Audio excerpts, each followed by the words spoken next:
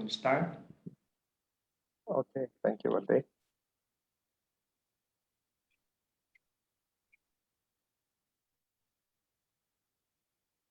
CO2 and good evening, everyone. Welcome to MSBS Weekly Guided Meditation by Phra Goh. Today is the 13th of July, 2021. MSBS is very grateful to have with us Untitled Adhibalo, popularly known as Phra Goh. Bhante will be 36 years old tomorrow, correct, Bhante? Yes, that's right. We would like to wish you a very happy birthday, and may you be blessed with good health, longevity, and happiness always. Okay, thank you, Sadhu. Bhante will be continuing the topic of the 5 qualities conducive for enlightenment tonight. And after this, Bhante will be leading the homage to the Buddha and taking our 5 precepts for Buddhists. Now let us compose our minds, put our palms together, and welcome Bhante. Okay, thank you, Terence. So now let's start off with the opening chant. Now the homage.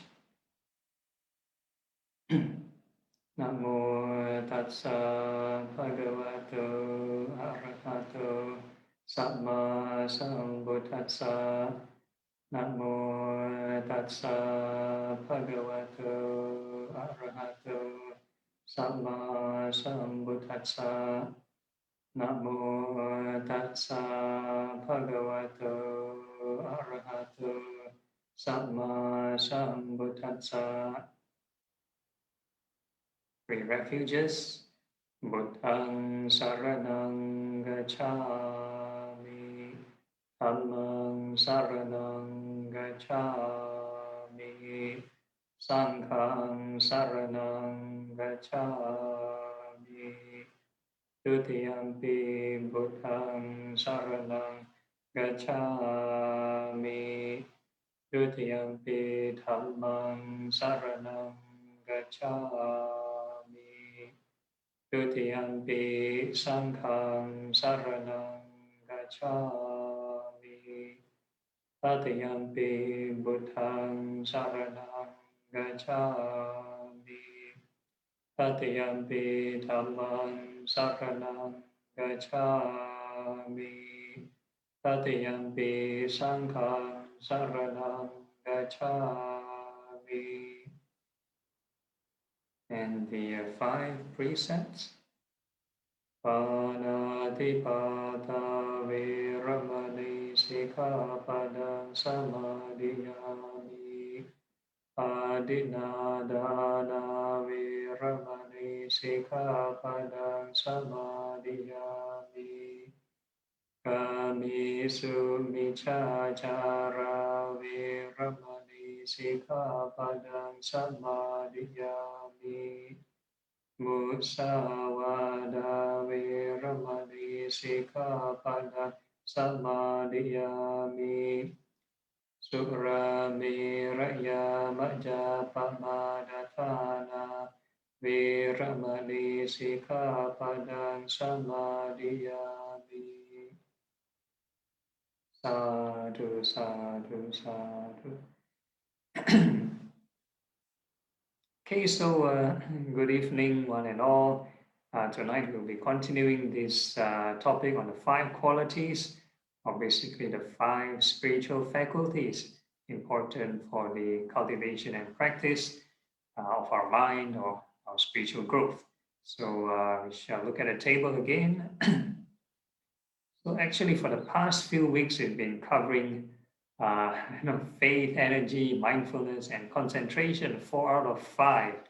So it's close to finishing. Yeah? So last week we talked about samadhi or concentration. So for a refresher, for those who are new, the left column is the 5 qualities: faith, energy, mindfulness, concentration, and wisdom. And the top row are the common sets of qualities you can find 4 frames of reference as 4 foundation mindfulness, 4 right exertions, 4 right efforts, 4 bases of power, 5 faculties, 5 powers. So the 5 faculties and 5 powers is the same as the 5 qualities. So it's a repetition. So I do not know why they want to repeat, but make the numbers nice, I suppose. So 7 Bojjhanga factors, 7 factors of enlightenment, and the last one, Noble Eightfold Path. So most of these 7 set of qualities actually branch out from this Noble Eightfold Path. So it's, again, repetition. Okay, but today, just a quick add on to this concentration part, because last week we talked about both the Eightfold Path concentration, which is this Sammā Samadhi. If you look at the, you combine the intersection of this concentration and the Noble Eightfold Path, this Sammā Samadhi, the Pali term for right concentration, right? And also this 7 Bojjhanga factors, which is the 7 factors of enlightenment, which is part of this right mindfulness, the 4 foundations of mindfulness under the Dhamma Nusati, mindfulness of the Dhamma. Then you get one of these practice called the 7 factors of enlightenment. So this samadhi, like we mentioned last week, is different from this Noble Eightfold Path. So this 7 Bojjhanga factors is more for wisdom, more for insight. Insight practice, you develop concentration. So interestingly, insight has concentration, and concentration may also have insight. Concentration may also have insight. Okay, so in terms of the Noble Eightfold Path, why is it called Sammā Samadhi, or right concentration? Right, because there's already right thought in place, right view in place. So the concentration through the jhanas is actually combined with wisdom. Combined with wisdom. So of course there are mentioned from the scriptures. There are probably pre-Buddhist practices, other ascetics. They do concentration and without much of contemplation. For example, yeah, so they just want to fixate and still the mind. That's like one of the first 2 teachers the Buddha learned before he got enlightened. So the Alara Kalama and Uddaka Ramaputta, these 2 teachers. So their concept is more of fixating and stilling the mind, and not much of investigating impermanence. So these are the kinds of concentration. But although it's a samadhi, but the Buddha didn't sort of categorize as Sammā Samadhi, right samadhi. So the Sammā Samadhi has some element of wisdom inside. So if you look at the most of the, let's say the Anapanasati Sutta or the Dipa Sutta, which we talked about, the 16 steps of breath meditation, especially the last 4 steps, has the contemplation of impermanence, more for investigation and detachment. So that applies in every level of concentration. So that is the Buddhist approach. That means you can enter concentration, stillness of mind or peace of mind with thinking. That means you need to keep generating reflection or the right contemplation to practice detachment and let the mind still down. So that is more of the Buddhist approach. Of course, there are other approaches. You just fixate the mind, just force the mind to be still. Can be painful. That can be tedious. So there are, of course, supplementary exercises. Usually, not much of a Buddhist orthodox practice. For example, like fasting and so on to calm down the physical and mental formations. And of course, there are Buddhists who take up fasting practices and all. So these are just by doing purely concentration alone, without wisdom, without reflection. So the Buddhist way is more of like a play sheet method, or the simple, straightforward method, right, to hit the goal. Okay, so I've briefly talked about these concentrations. So just like one word have multiple contexts, right? So just like, for example, wisdom can be used in comparison with concentration, or used equivalently with concentration in terms of in this context. And likewise, sometimes concentration can be used equivalently with wisdom For example, just like the English word light, L-I-G-H-T. So light can mean a brightness, to describe a brightness, and it also can mean to describe a weight, or light or heavy. So it depends on context and the definitions, how you use it. So similarly, samadhi or concentration can be used in terms of the jhanic kind of concentration, and it can also be used as the wisdom or the vipassana kind of concentration, and vice versa. Yeah, so the concentration somehow is limited to uh, more limited concentration. If it's just concentration alone, right, then it's just a jhanic kind of concentration without the samma samadhi, and there's also jhanic concentration with insight.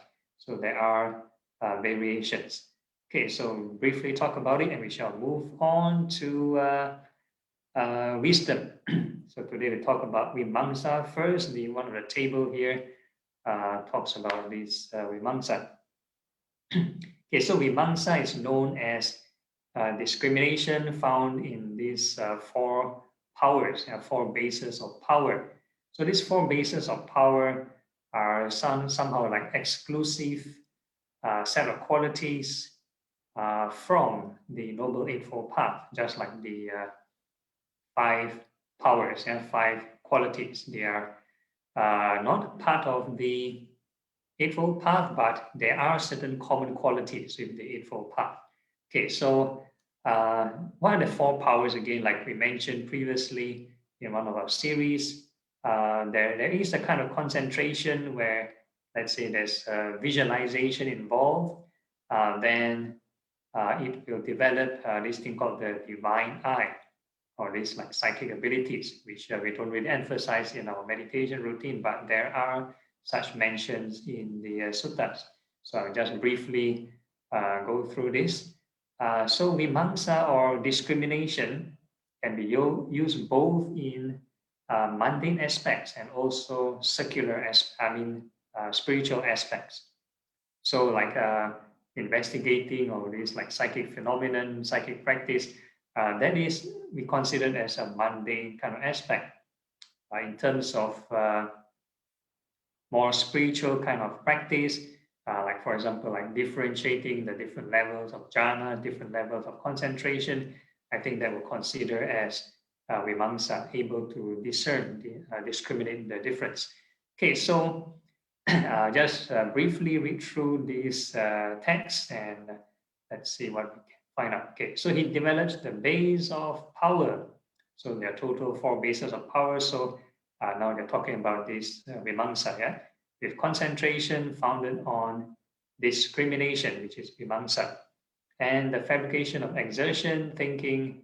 This discrimination of mind will be neither overly sluggish, right, nor overly active, neither inward restricted nor outwardly scattered, right? So overly sluggish, it's probably like tired, sloth, and torpor. The mind getting heavy, getting slow. So this is one of the hindrances that we face in the meditation. Overly active is probably like restlessness. Also another hindrance. Neither inwardly restricted. That means you don't restrict the mind, nor outwardly scattered. Yeah, so this is the definition. So the mind, they try to find the moderation. That means you don't coerce or force the mind, don't restrict it too much, nor you push the mind out too far. Yeah, overly scattered. Okay, so the first one, there are four practices. No, you want to talk about these four bases of psychic power. So you can find this in this sutta, Iddhipada Vibhanga Sutta.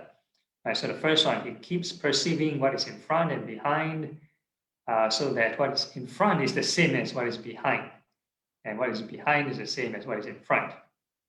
Right, so this is one kind of practice. That means perception of everything is the same. Everything is like spacious. That is one kind of practice. And number two, what is below is the same as what is above. What is above is the same as what is below. Okay, so this is In this sutta, the above and below is they're talking about the 32 parts of the body. You think from above, you have the head down, think to the bottom, or the parts of the body, and from bottom, from the soles or the feet all the way up to the head. So it's the human biology and anatomy kind of visualization. So this is another kind of visualization practice. Okay, then the number 3, he dwells by night as by day, and by day as by night. So this is the visualization of light. So whole day they perceive light. So nighttime also they see light. So daytime they also have to imagine that's light. So it's a whole day visualization affair. And number 4, by means of awareness thus open and unhampered, it develops a brightened mind. Right? So by these kind of visualization practices, then they develop this, call it higher knowledge and vision. Higher knowledge and vision. So this is classified as the 37 factors of enlightenment, part of the qualities mentioned, 7 sets of qualities mentioned earlier. But we won't do much of this practice. Even our Asubha practice is very superficial. I just think of external parts of the body. Okay, then we just move on. Yeah? Okay, next. Okay, so next one is about Panya, wisdom. So this is the, we call it essential criteria if you want to talk about liberation. So Panya, part of the Eightfold Path, is this right view and right thought. First 2 of the Eightfold Path, and also the 5th quality, 5th quality, Panya, so which is the last quality which we are going to cover. Okay, so how to develop wisdom? How to develop wisdom? Come, anybody know? Read more books. Okay, so interestingly, in the sutta, right, there are 8 things to do. There are 8 things to do. So I'm going to roughly see how much I can cover. Okay, there are these 8 causes. These 8 requisite conditions lead to the acquiring of the as yet unacquired discernment that is basic to the holy life and to the increased plenitude, development, and culmination of that which has already been acquired. So there are 8 things. So any positive qualities, if you follow these 8, you increase further.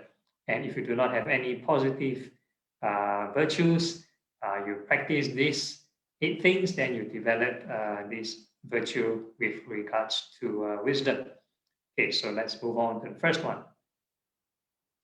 Okay, so there is a case where a monk or any practitioner, devotee, lives in apprenticeship to the teacher or the respectable comrade in the holy life, in whom he has established a strong sense of conscience, fear of blame, love, and respect. So this is the first cause. The first condition leads to acquiring of, so lots of repetition. Okay, so we've covered this in the rather quite the beginning of this series on the Vimamsaka Sutta, the criteria of choosing a teacher. So this one never talk in detail how to choose a teacher, but we covered this before in our previous talk, how to choose a good teacher. So very important. If you just blindly follow, just look anybody in a religious uniform, religious robe, and you just blindly follow without checking, without observing their behavior, without questioning them, and seeing how deep is their knowledge or how deep is their practice, and observing over time, and you just blindly follow. Now, sometimes at the surface level, you might get certain positive info, but over time, without observing, right, you just blindly follow and stick to that teacher all the way. Sometimes whatever weakness or whatever faults, you might turn a blind eye, and you might see it as a virtue or just testing you. It might be so, yeah. It might be so. Certain traditions, certain teachers do might put on an act to be fierce or to scold you, to test you or whatever. So there could be a possibility, but the Buddha doesn't do this. So it's down the line, there are people who do this practice, and it's an excuse for an abuse. It can be a physical or whatever kind of verbal abuse, whatever kind of abuse. So sometimes, if it's a minor case, you're all right. You can just go home and just keep quiet about it. But if it's a serious case, sometimes could be even criminal in nature. So it's good to be careful. Look for teacher wisely. So we've covered this in this Vimangsaka Sutta. You can look it up in the previous talk. Many qualities to look for. I think many other Buddhist traditions also has their own similar kind of teaching on how to for a teacher. So it's important. So for monastics, we have this thing called the Acharya. So for monastics, like at least the first 5 years of our monkhood, if we're still junior monastics, we have to seek dependence on a mentor. If let's say our preceptor is not around, if our preceptor is around, then we learn from our preceptor, right? The person who ordained us.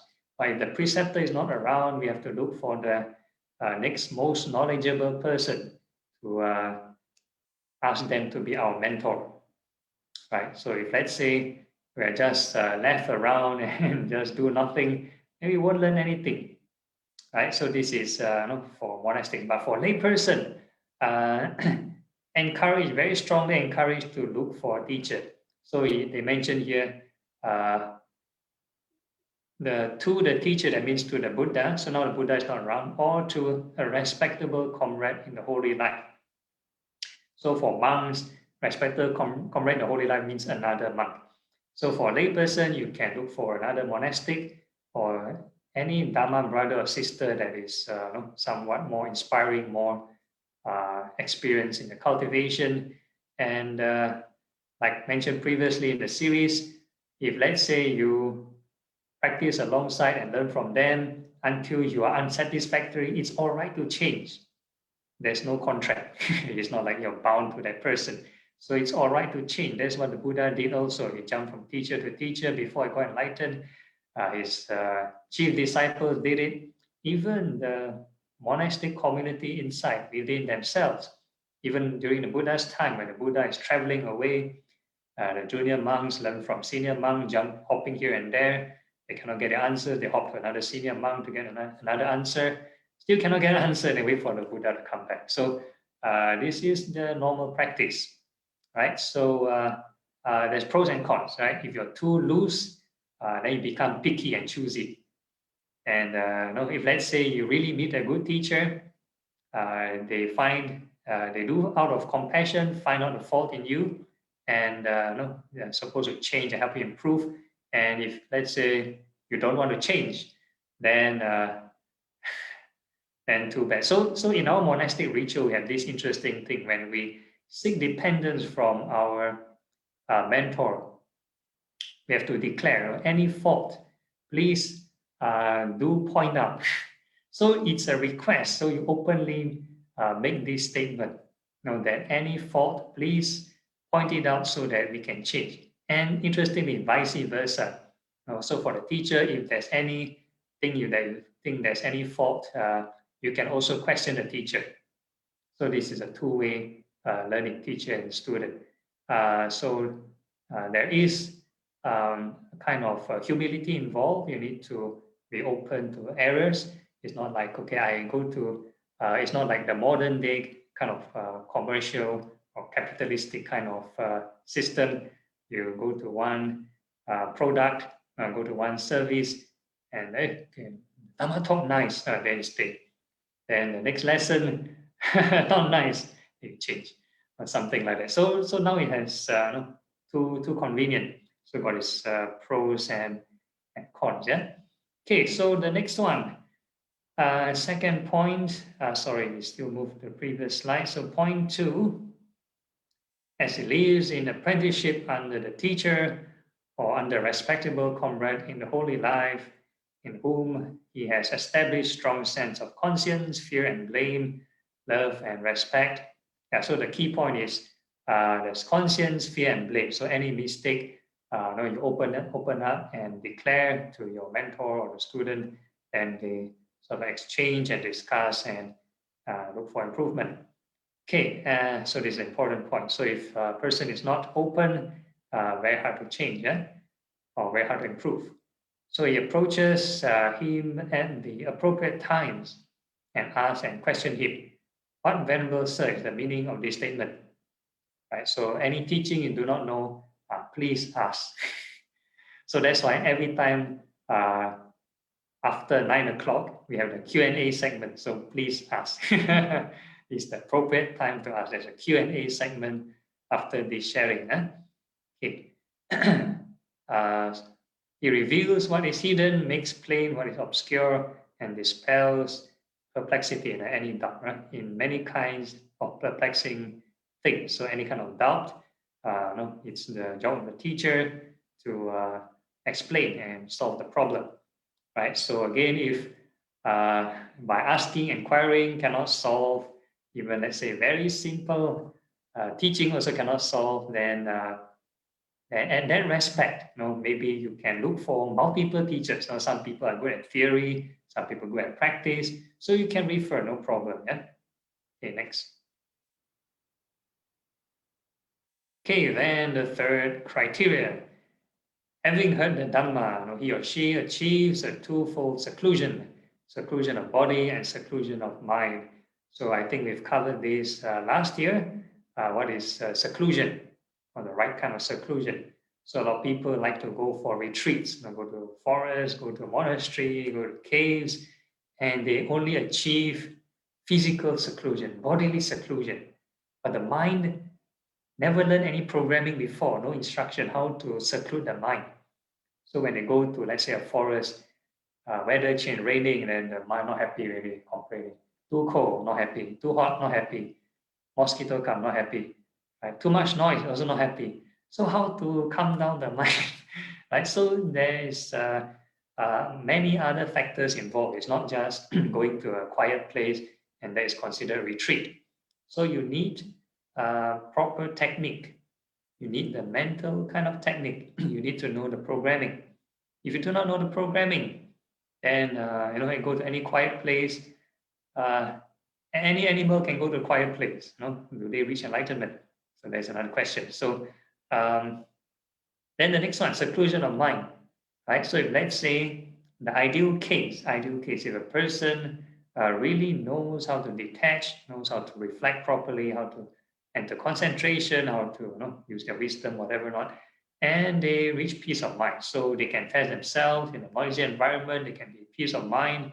Quiet environment also can be at peace of mind. So okay, then pass, at least pass to this certain extent. So daily life, we also meet many kinds of challenges, meet with different people, different difficulties. Is the mind still calm, or is the mind agitated, right? Or you meet physical pain or illness, hunger, whatever, right? Is the mind agitated or calm? So these are the things that many tests. Don't have to wait for the last moment and a dying breath, then you start to prepare, which is a bit too late. So it's about everyday challenges. Can you overcome those difficult moments? So these are challenges to see how secluded is your mind. So ideally, let's say we go for a class. It's good to have certain quiet environment so that you can receive the teachings. Some people even at home when they attend the class in Zoom, the children running around, making so much noise, and or the neighbors making noise. So cannot listen, cannot even listen to the talk. Right? So you need a good, certain quiet environment. So I do acknowledge quiet environment does play important part, at least at the beginning stage. But once you do acquire the right technique, right methodology, right, then you can slowly apply in daily life, daily application. You can try even in more noisy environments. And if it fails, then you come back to quiet environment to do your R&D, your research. Right? So that's why there's retreats, or how many days, whatever you want. That is a R&D phase. It's not okay. I look forward to retreat, and once you go back to your daily life, your normal life at home, at work, and back to square one. You never look to to achieve peace in daily life, and every day you just work and work and find this leave to go for retreat. Just look forward for a retreat, which is not really a right kind of attitude. It's more like a vicious cycle, right? So the retreat environment is for your R&D, right, to research, and then hopefully you can apply in your daily life. And if you want to go for more retreat, that's fine. So that is personal. But the main thing is, are you able to apply mindfulness and detachment in daily kind of settings? Okay, so now it's I think 9 o'clock. So I end the short sharing so that we have more things to discuss next week. Okay, any questions?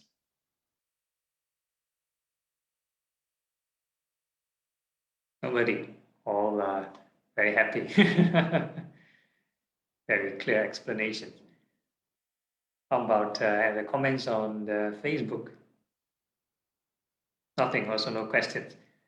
Yeah, very clear. Yeah, because we just covered the very fundamental initial portion, yeah, on the wisdom. Of course, there are more steps. So the first part must do first.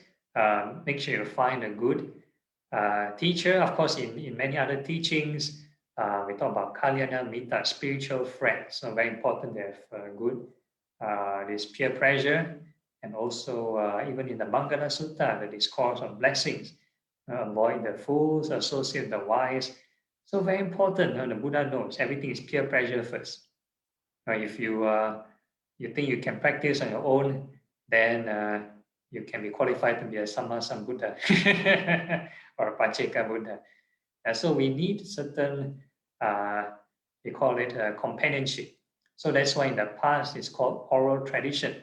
Actually, the main thing is oral transmission. That's the ancient practice, oral transmission. The teaching passed down from person to person. That means through word of mouth. And the teacher and the student, they teach and they troubleshoot and correct each other. So this is the meaning of oral transmission. So we can look from the first 2 points in this development of wisdom. You need the something like face-to-face time with the teacher, right? So, but of course, now in the COVID situation, you can do your video conferencing at least face-to-face, whatever, one-to-one. So it's important to trash out certain issues. Sometimes you go for public talk. Sometimes not so convenient to share certain personal obstacles and whatever. Yeah? Some people have more sensitive things to share. So it's good to sometimes they want to share privately, or sometimes they call it private interview session, or some traditions have this. So they one-to-one see the teacher for interview, then they trash out all the issues and finish. Okay, the next person interview. Yeah. So it's also to respect the individual's privacy. Okay, so all right, no problem. So I know Sinvi is going off. Okay. All right. Any issues or questions so far? If not, we go for a 5-minute break to do a stretching or go to the washroom. Then we come back for the guided meditation. Right. So see you all back later.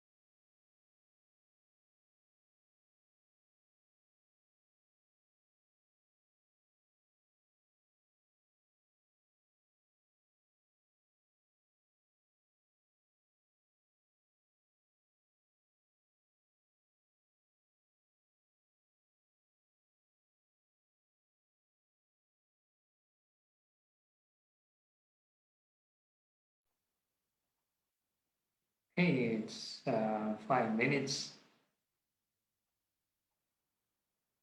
Let's wait for the rest to turn. Christine, are you there?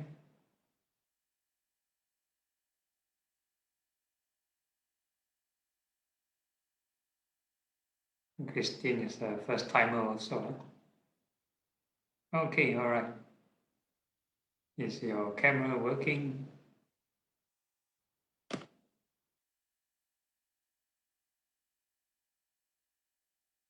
Okay, if not, then we can just go ahead. At least they're present. Okay, so we are going to start off with finding a comfortable sitting position. So the good thing about Zoom session is you can sit on a chair and sit full lotus on the ground, and that's all right because ultimately the practice is mental cultivation, and we're not doing bodily cultivation. The whole idea is applying the right thought and right mindfulness in daily settings. So now finding a comfortable sitting position, make sure the back is upright and the body relaxed.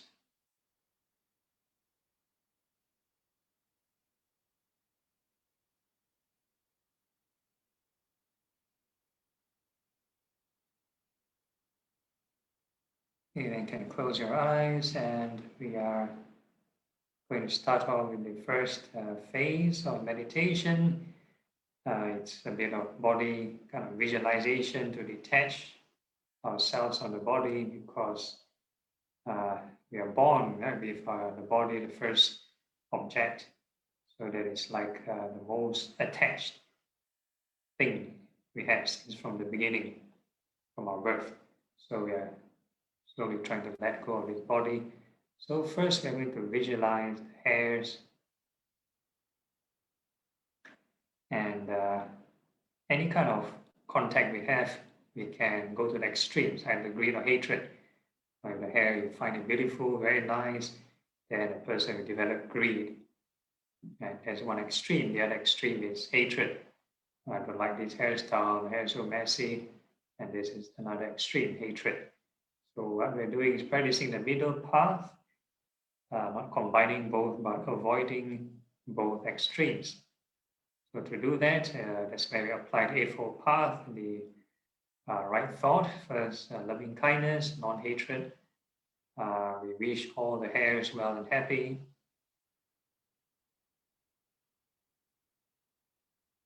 So from head to toe, and we wish all the hairs well and happy. And every patch of hair, every area of hair, new area of hair that comes up in your mind, you need to keep generating this new thought. May all these hair be well and happy. So the whole idea is never leave the mind silent, yeah? Or rather never let the mind do nothing.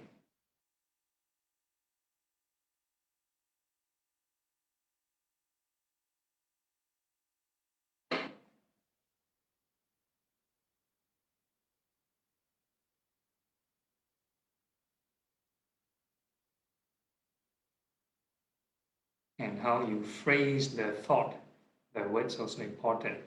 You start to wish, may my hair, then lot of ego involved, lots of attachment. So you're going to wish it like a third person kind of sentencing, right? May all these hairs be well and happy.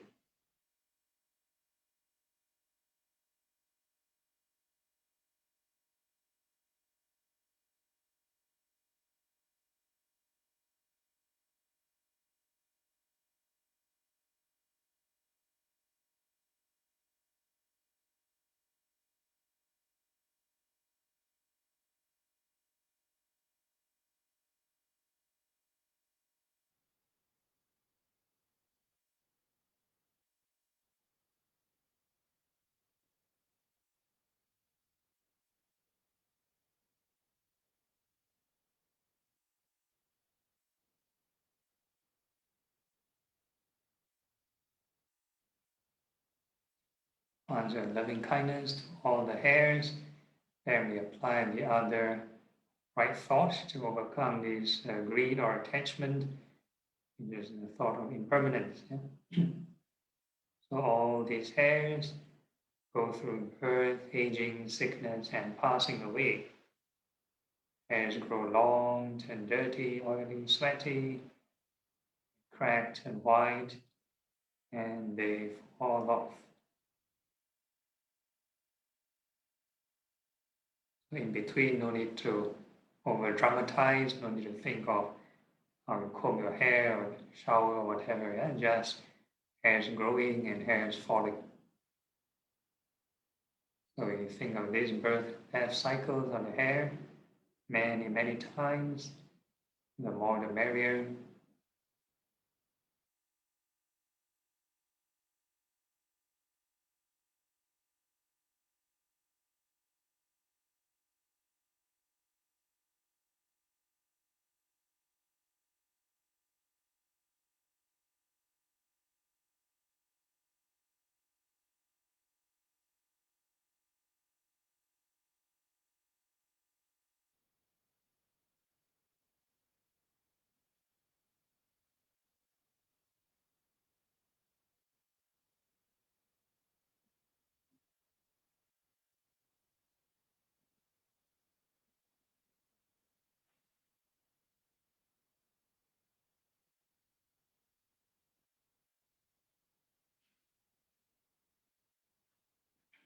So how do we know we have achieved the middle way in a certain spiritual joy or peace?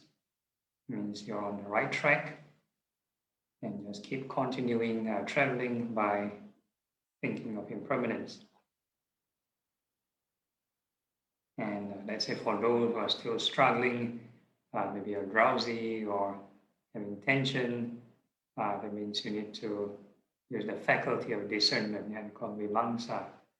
Identify what state of mind you're in and apply the right antidote.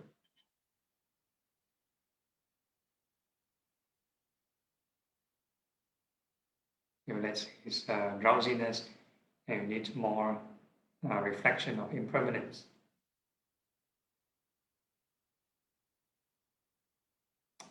Increase the rate of reflection.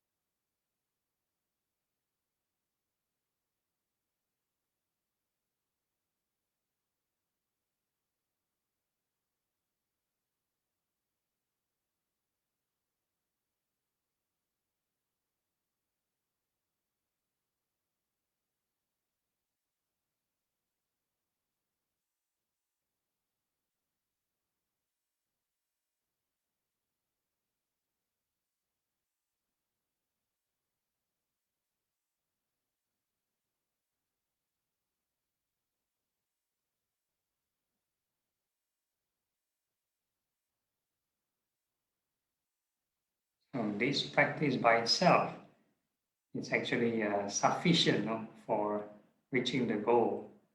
And by, of course, it takes a longer time, or how long or how short depends on individual. So we can again ask ourselves, so this thought of non-delusion, are these hairs truly self?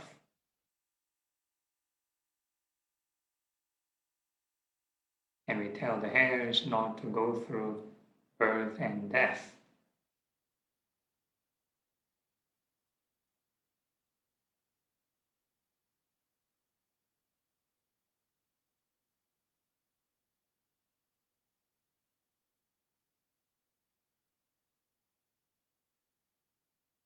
And the next part of the body, we are going to visualize the nails, fingernails and toenails. May they be well and happy.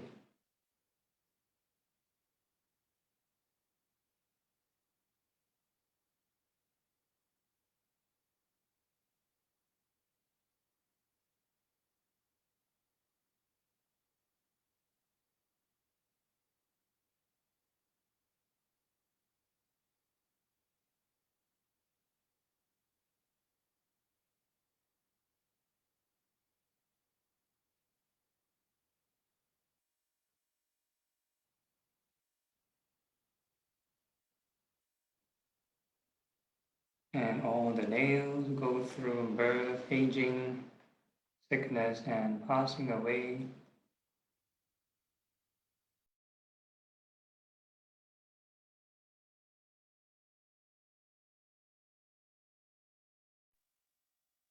We think of the nails growing and falling off, wear and tear, growing and falling many, many times, many birth and death cycles. The more the merrier.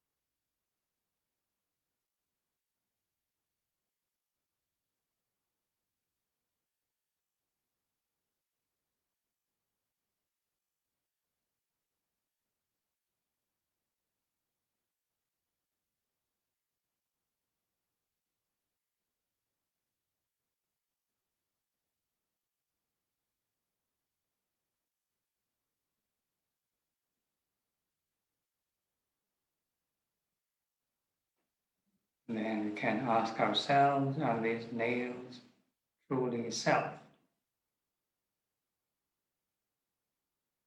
And we tell the nails not to go through birth and death.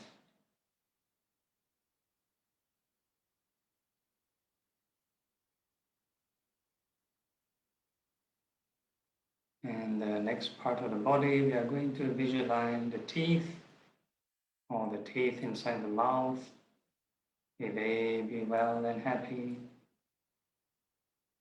All the upper rows of teeth, may they be well and happy. And all the lower rows of teeth, may they be well and happy.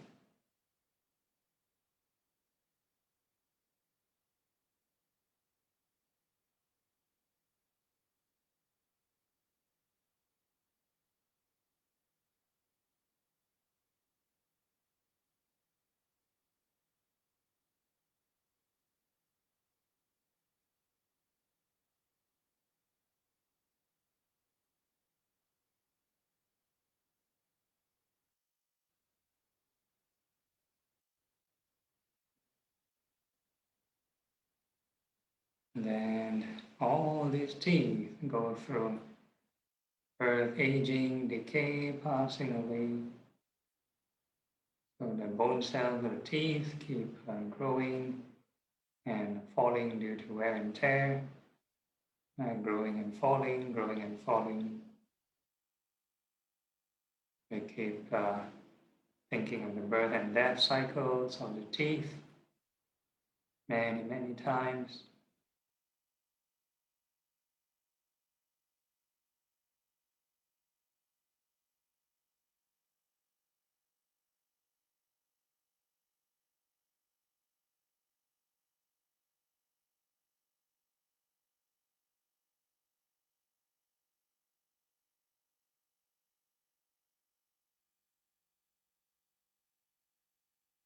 If, let's say, even halfway through this meditation, and you're still sort of struggling for whatever reason, then it's good to check the motivation.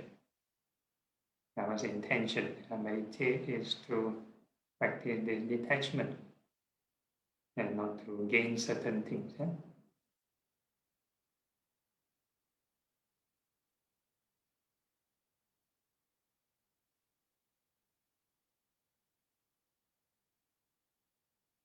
If there is a wrong intention, then the hindrance is actually more like a natural response.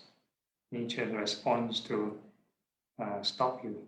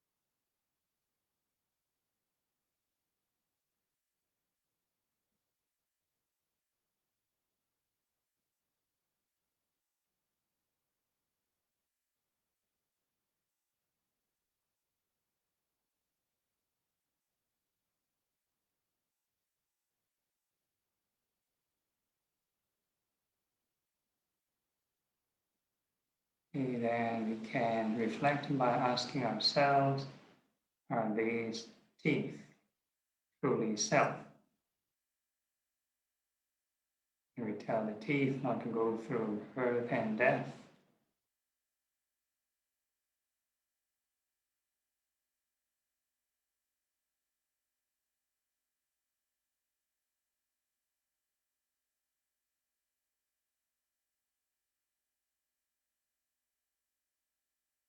And the next part of the body, we're going to visualize the skin.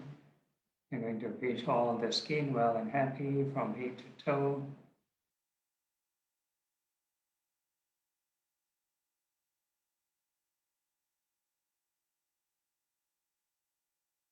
And the skin also relatively large area.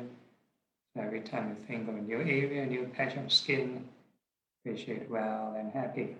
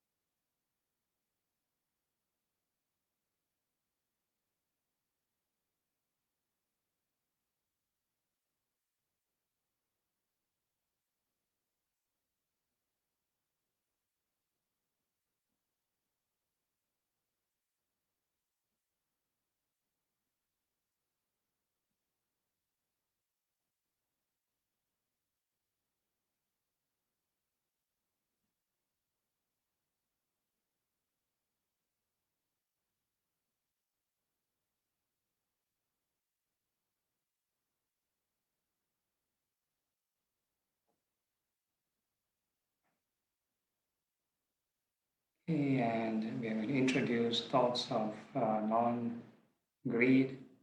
So all this skin go through this birth, aging, sickness, and passing away. So they wrinkle, get dirty, oily, sweaty, and they eventually fall off. The skin growing and falling, growing and falling. Think of the birth and death cycles many, many times. The more the merrier.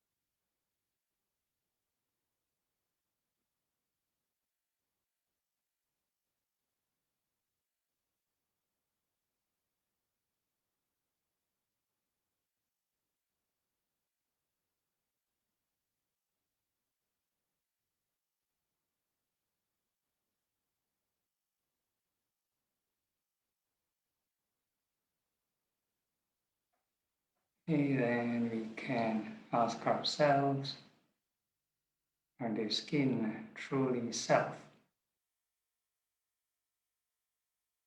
And we tell the skin not to go through this birth and death.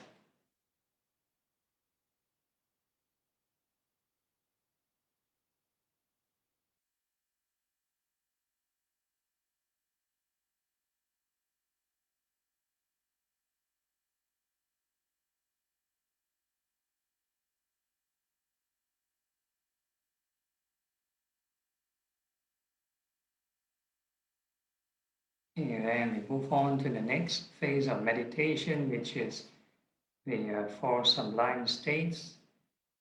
And this one, no need visualization, and it's more spatial kind of training. So we're going to wish may all beings in front be well and happy.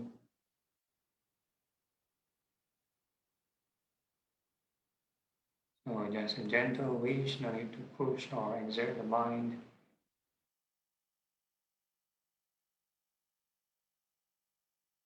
And we come back to ourselves. And we wish may all beings behind be well and happy.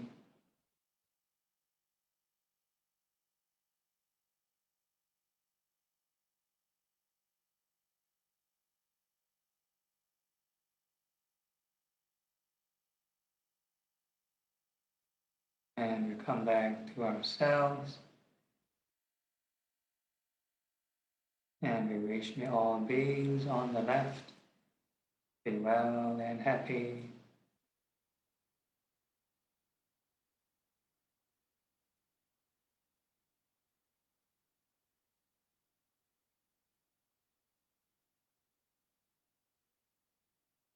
And we come back to ourselves. And we wish may all beings on the right be well and happy.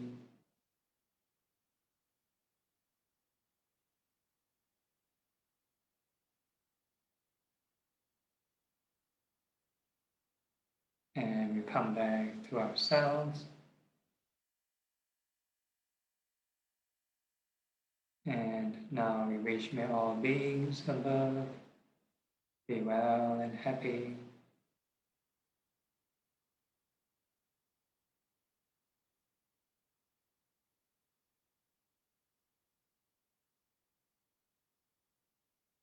And we come back to ourselves. And we wish may all beings below be well and happy.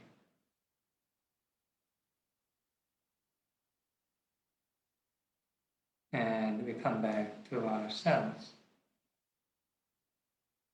And this time around, we are going to feel this whole body in loving kindness from head to toe, including the insides of the body. Just feel the sensation. Wishing all sensations in the body well and happy. So whatever sensation that arise, no need to purposely create the sensation, no need to cling on to them, and no need to push them away. All the sensations, we treat them as passerby.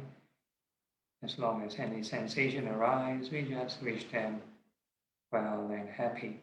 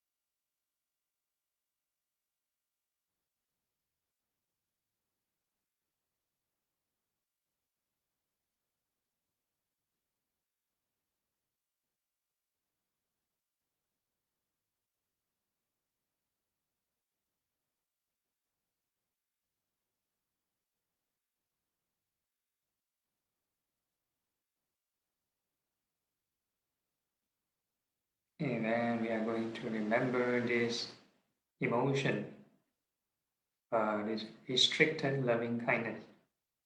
And it's still restricted because still within the confines of the body.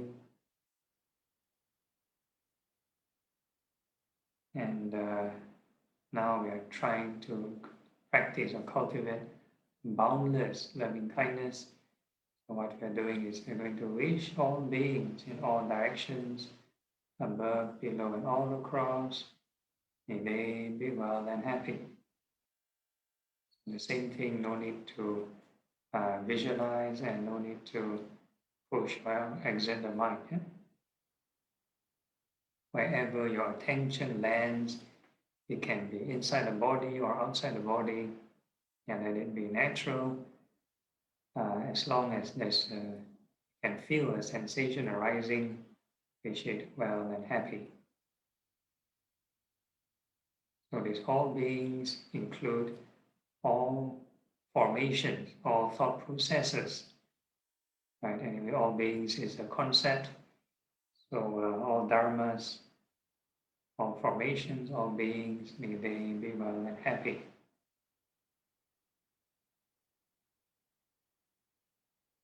So in short, new sensation arise, then loving kindness, new sensation arise, reach it well and happy.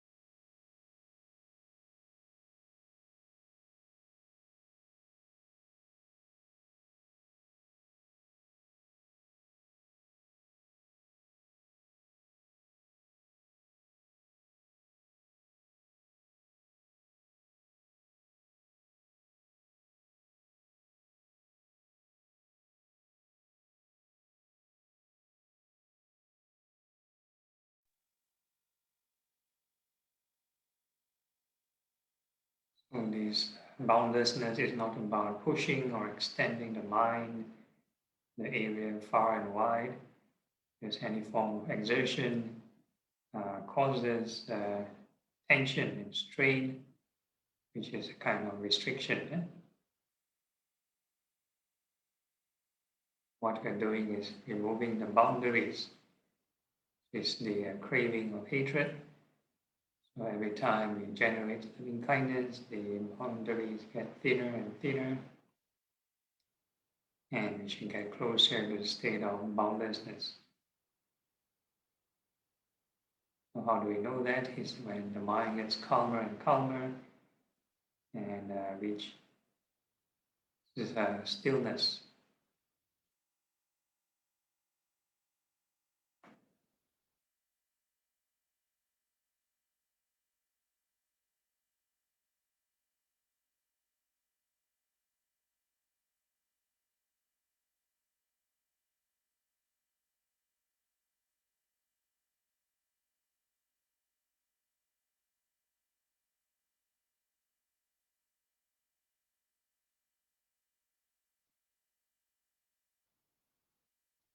So the more right thought we have, which is loving kindness, and the calmer the mind will be. And it's the paradox of skillful thinking.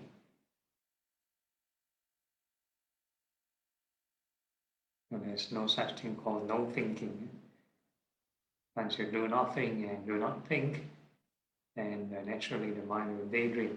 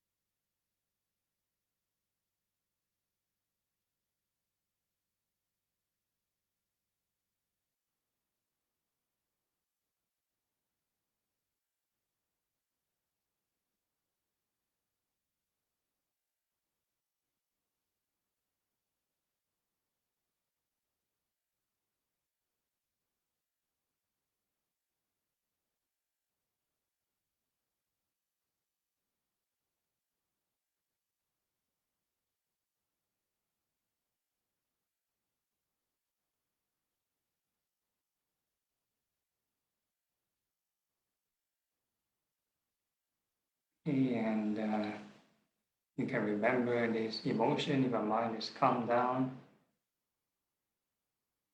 Of course, there's no end to this journey. In your own free time, you can do it as long as you want. The next thing we are going to cultivate is this unconditional loving kindness. And because now this loving kindness, they're still clinging. So we are practicing not clinging. So to do that, we have to reflect on impermanence. All the sensations, all the formations, all the dharmas, they arise and pass away. So there's metta plus must also let go. Yeah? We keep observing the arising and passing of all the sensations.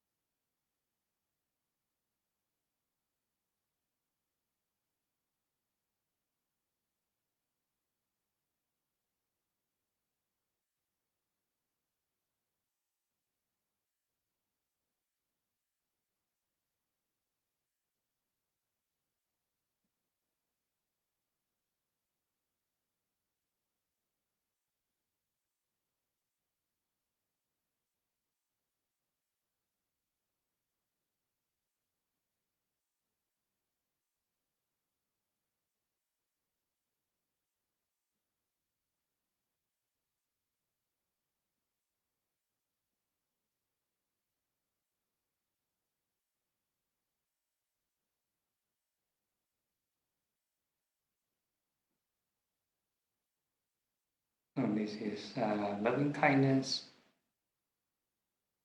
with concentration and insight. Yeah? So the impermanence part is the wisdom part.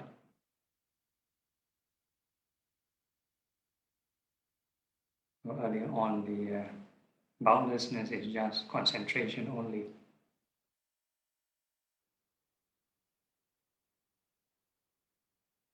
So again, whatever experience that comes up, always be mindful of impermanence.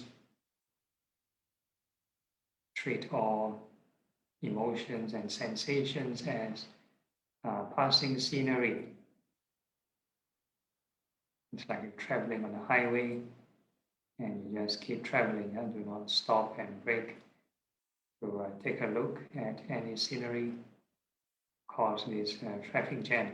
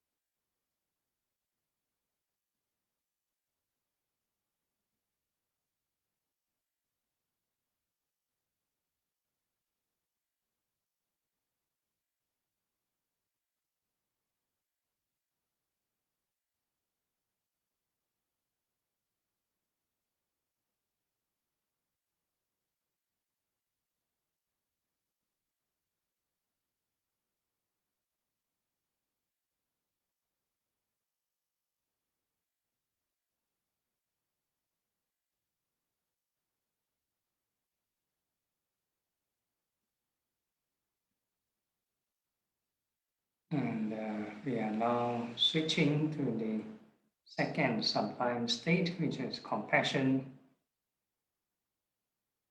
So we start off with the same thing. We're going to wish all beings, may they be free from suffering.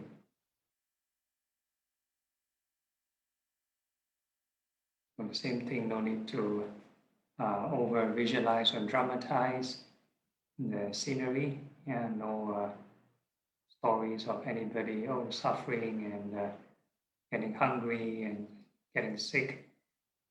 Right, that is we call mundane compassion. Important, yeah, but very draining. So in concentration practice, you are learning how to recharge the mind. So what we're doing is observing every here and now dharma, here and now sensations. So every new sensation that arises, we just wish it free from suffering. New sensation arise, free from suffering.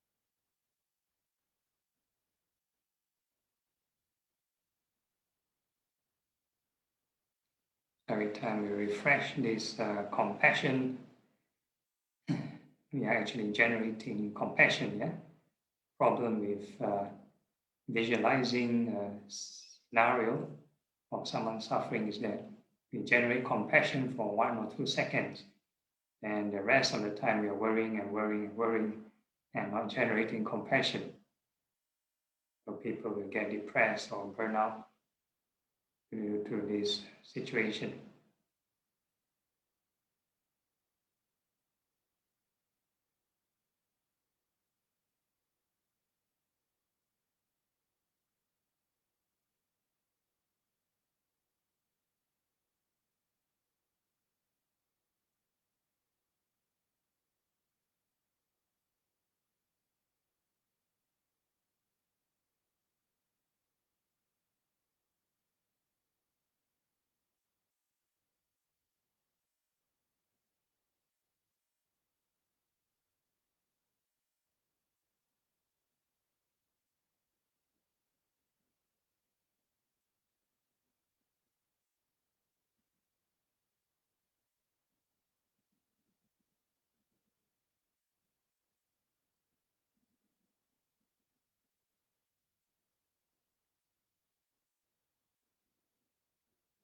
The more thoughts of compassion, and the mind will get calmer and calmer and enter this boundlessness or kind of samadhi stillness.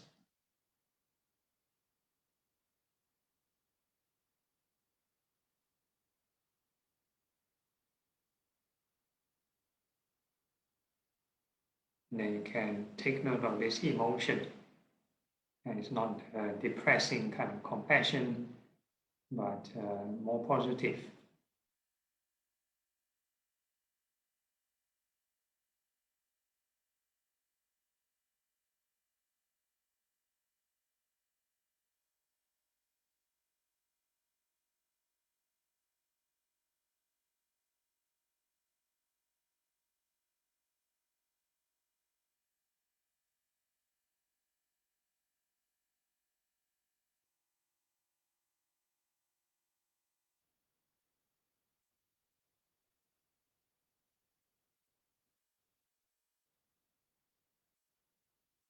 And next, we are adding some wisdom or insight into this compassion practice.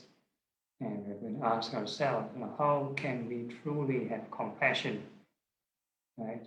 So the only way is to let go of the five aggregates. or let go of all these formations and let go of these sensations. So the only way is to observe impermanence, and the mind will detach. So all sensations or all formations go through birth and death all the time. We keep observing the birth and death, birth and death.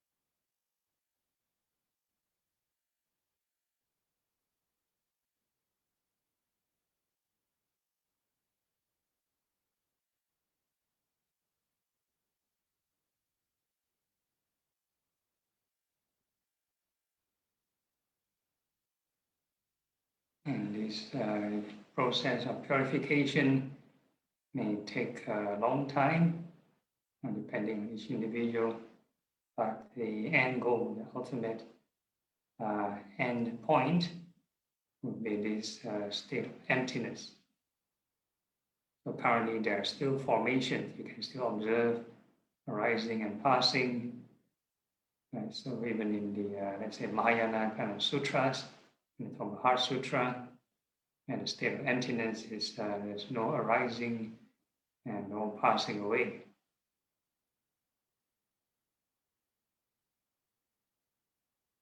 So that is only when the mind is totally detached from all the five aggregates. Yeah?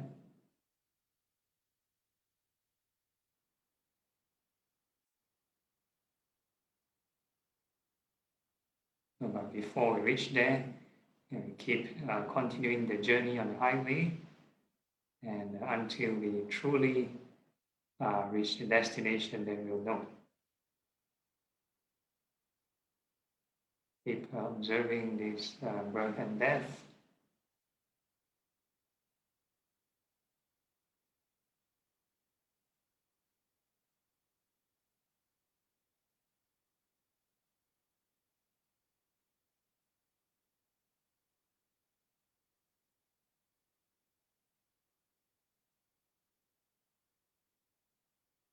And now we're switching to the third sublime state, which is appreciative joy.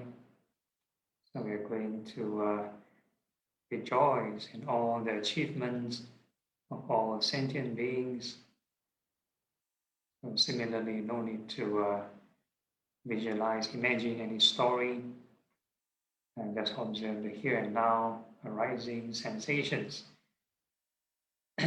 So we are every moment that we experience, every arising sensation, and it's a kind of accumulation of our being.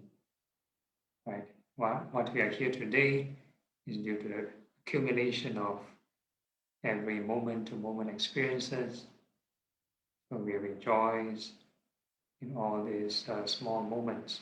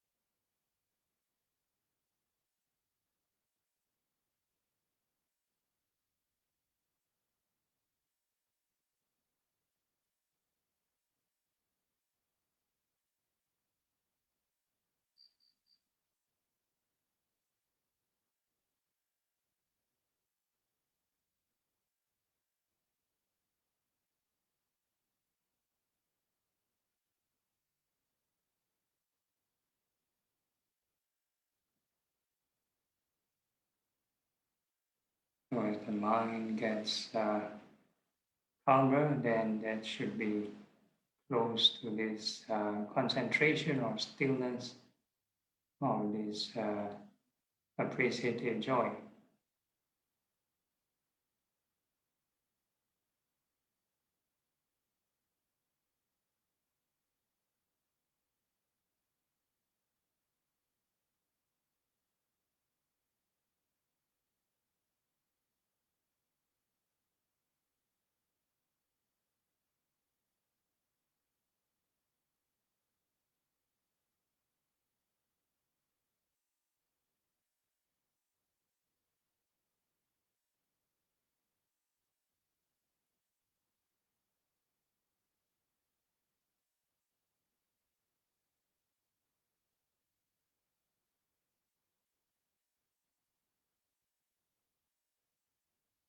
And next, we're adding some insight or wisdom to this practice, and we're going to reflect that one day, we'll be separated from all that is dear and appealing to us. So all these moment-to-moment experiences aren't ours, yeah? So they come and go.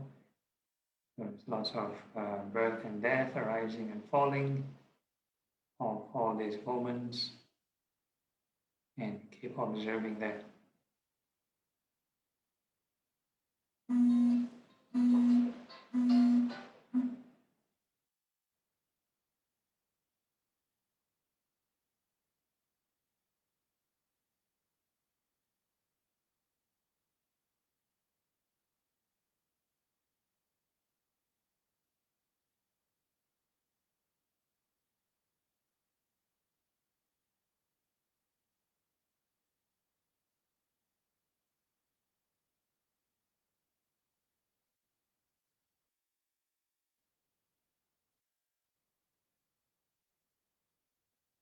And before we end the session, due to time constraint, just the same gentle reminder from the Karaniya Metta Sutta, the teachings of loving kindness, is that if a person would practice this boundless loving kindness or these immeasurables, be it standing, sitting, walking, or lying down, this is the highest practice.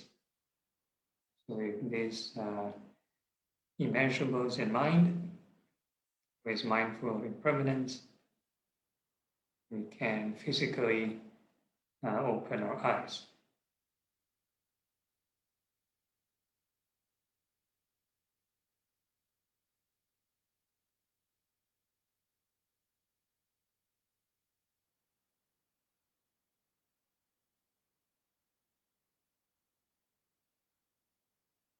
Right, those who are up, any problems or questions?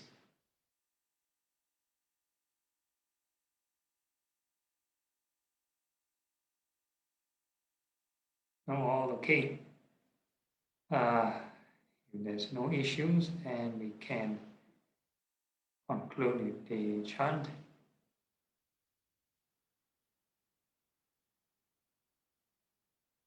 Okay, so now we dedicate merits. And so all this positivity, we can direct them to certain guardians and also unseen beings. Okay. Akasata Japumata Devanaga Mahitika Punyang Talanamoditva Chirang Rakantu Lokasasana Etavata Jami Sapada Punya Sapada Sabe Deva Sabe Puta Sabe Sata Anumodatu Sabha Sampati Siddhya. And transference of marriage to a departed. Idam vinyatina hotu, sukita hotu nyatayo. Idam vinyatina hotu, sukita hotu nyatayo. Idam vinyatina hotu, sukita hotu nyatayo. And aspiration, imina punya kamena, mame bala samagamo. Sattha samagamo hotu yava nibbana patiya. Sadhu, sadhu. Okay, so we end this session. Any announcements from Terence? No announcement, Bhante. Just want to wish you again happy birthday. Another Okay, 2 yeah. hours. All right, yeah, thank you. Happy birthday, Bhante. Okay, thanks for the well wishes and enjoy the rest of your week and see you all next week. Yeah. Thank you, Okay, Bhante. yeah, no problem. Okay, Sadhu, good night. Good night. Thank you.